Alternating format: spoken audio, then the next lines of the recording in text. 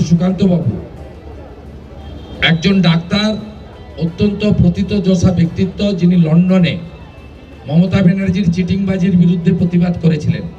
তার বাড়িতে তার আমন্ত্রণে দেখা করতে গেছিল।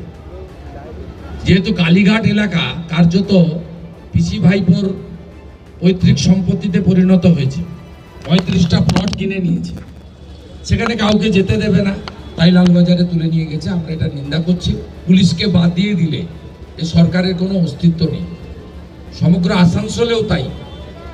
এই জেলাতেও পুলিশকে যদি আপনি থানার ভিতরে ঢুকিয়ে দেন, দেখবেন তৃণমূল কংগ্রেসের কোনো অস্তিত্ব বলে কিছু থাকবে না।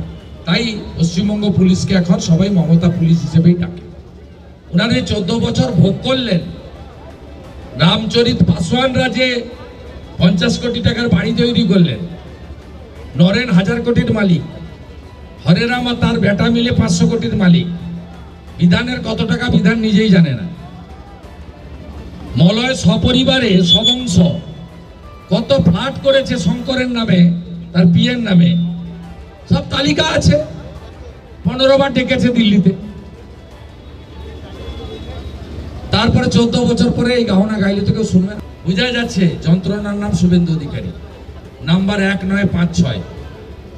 21 সালে মমতাকে হারিয়েছি, 26-এ হারাবো।